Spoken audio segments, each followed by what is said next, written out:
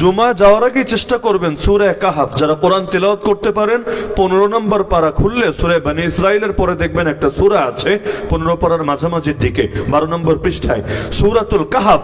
এই সূরাতুল কাহাফটা নিয়মিত তেলাওয়াত করবেন, আল্লাহ রাব্বুল আলামিন আপনাকে দাজ্জালি ফিতনা থেকে হেফাজত করবেনই করবেন। বৃহস্পতিবার দিবাগত রাতে চেষ্টা করা দরকার যে যাতে এশার নামাজ আর ফজর নামাজটা জামাতের সাথে হয়, আর রাতের বেলা যতটুকু সম্ভব একটু ইবাদত বন্দেগী করা যায়। যারা শেষ রাতে উঠতে পারেন আলহামদুলিল্লাহ, যারা পারেন না এই যে এখন বাসায় যাবেন গিয়ে ঘুমিয়ে না পড়ে ঘুমানোর আগে 2 রাকাত 4 রাকাত যাই পারেন যতটুকুই আপনার সবরে কুলায়, বেশি না পড়লে 2 রাকাতই পড়েন, কিন্তু নিয়ত রাখেন যে ইনশাআল্লাহ প্রত্যেক বৃহস্পতিবার দিবাগত রাতেই ঘুমাতে যাওয়ার আগে আমি 2 রাকাত পড়বো, আমি 4 রাকাত পড়বো ইনশাআল্লাহ। এই ছোট্ট ছোট্ট বিন্দু বিন্দু হতে একসময় সিন্ধু হবে, একসময় ইনশাআল্লাহ কিয়ামতের দিন একটা বৃহৎ আমলের ভান্ডার পরিণত হবে।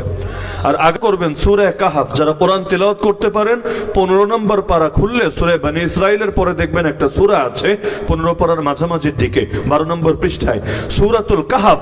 এই সূরাতুল কাহাফটা নিয়মিত তেলাওয়াত করবেন, আল্লাহ রাব্বুল আলামিন আপনাকে দাজ্জালি ফিতনা থেকে হেফাজত করবেনই করবেন। দুরূদ শরীফের আমল বেশি করবেন, বেশি মানে বেশি, এটাকে ধরা বাঁধার মধ্যে রাখার দরকার নেই যে 10 বার পড়বেন 100 বার, 100 বার না 1000 বার, যত বেশি পারেন তত পড়তে থাকেন। আর শুক্রবার দিন 2টা টাইমের দোয়া মিস করবেন না। এক হলো মাগরিবের আগ দিয়ে যে দোয়ার সময়টা আছে, অর্থাৎ মাগরিবের আজান হবে মনে করেন 5টা 20-এ, আপনি অন্যদিন তো আসেন আজান দিলে, আগামীকাল আপনি চেষ্টা করেন 5টার সময় চলে আসেন, 5টা 5, 5টা 10-এ চলে আসেন।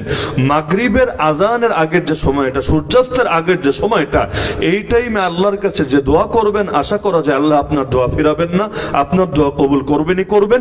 আর একটা সময় হলো 2 খুতবার মধ্যে, আমরা আরবিতে দাঁড়িয়ে খুতবা দেই না, এক খুতবা দিয়ে যে বসলাম আর এক খুতবা দিতে যে দাঁড়াবো, মাঝখানের সময়টা কম, একেবারেই কম, কিন্তু অল্প সময়ের মধ্যে হাতও তোলা লাগবে না, আপনার দিলে দিলে আল্লাহরে বলে দেন।